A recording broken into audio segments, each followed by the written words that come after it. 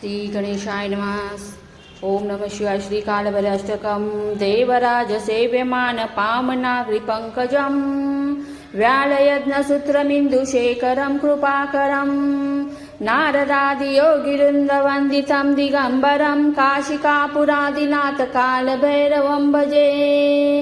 भानुकोटिभास्वरं भवाब्धितारकं परं नीलकण्ठमीप्सितातदायकं त्रिलोचनं कालकालमम्बुजाक्षमक्षशूलमक्षरं काशिकापुरादिनाथ कालभैरवं भजे। शूलटङ्कपाशदण्डपाणिमादिकारणं श्यामकायमादिदेवमक्षरं निरामयं भीमविक्रम प्रभुविचित्रताण्डवं प्रियं काशिकापुरादिनाथ कालभैरवं भजे। भुक्तिमुक्तिदायकं प्रशस्तचारुविग्रहं भक्तवत्सलं सितं समस्तलोकविग्रहं विनिक्वणं मनोणहेमकिङ्किनीलसत्कटिं काशिकापुरादिनाथ कालभैरवं भजे। धर्मसेतुपालकं तद्धर्ममार्गनाशकं कर्मपाशमोचकं सुशर्मदायकं विभुं सर्ववर्णशेषपाशशोभिताण्डमण्डलं काशिकापुरादिनाथ कालभैरवं भजे।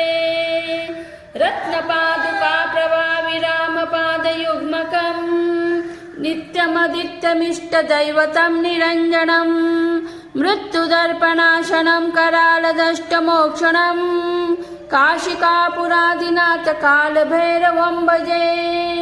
अट्टहासभिन्नपद्मजालकोशसन्तति दुष्टिपातनष्टपापजालमृगशासनम् अष्टसिद्धिदायकं कपालमानिकन्दरं काशिकापुरादिनाथ कालभैरवं भजे।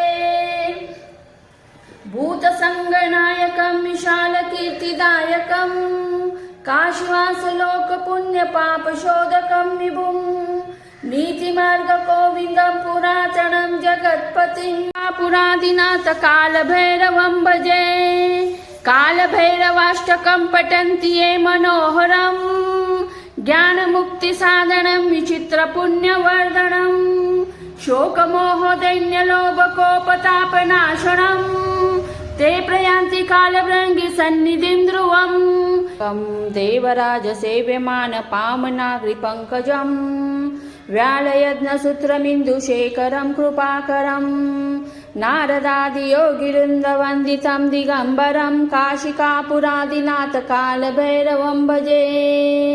भानुकोटिभास्वरं भवाब्धितारकं परं नीलकण्ठमीप्सितातदायकं त्रिलोचनं कालकालमम्बुजाक्षमक्षशूलमक्षरं काशिकापुरादिनाथ कालभैरवं भजे।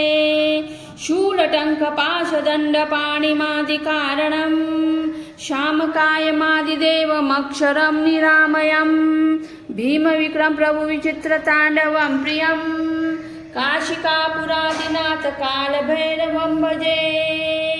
भुक्तिमुक्तिदायकं प्रशस्तचारुविग्रहं भक्तवत्सलं सितं समस्तलोकविग्रहं विनिक्वणं मनोणहेमकिङ्किनीलसत्कटिं काशिकापुरादिनाथ कालभैरवं भजे।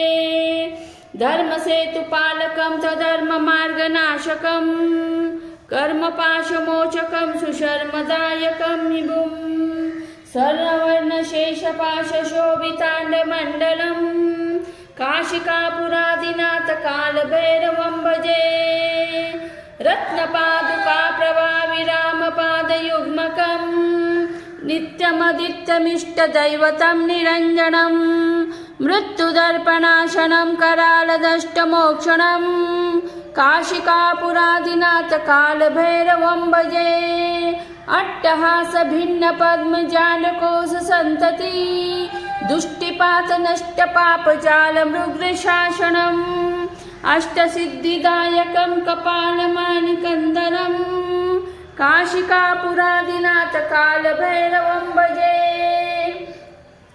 भूतसङ्गनायकं विशालकीर्तिदायकं काशीवासलोकपुण्यपापशोधकं विभुं नीतिमार्गगोविन्दं पुरातनं जगत्पतिं पुरादिनाथ कालभैरवं भजे कालभैरवाष्टकं पठन्ति ये मनोहरं ज्ञानमुक्तिसाधनं विचित्रपुण्यवर्धनं शोकमोहदैन्यलोभकोपतापनाशनं ते प्रयान्ति कालभृङ्गि सन्निधिं ध्रुवम् इति श्रीं शङ्कराचार्य विचरित कालभैरवाष्टक स्तोत्रं सम्पूर्णम्।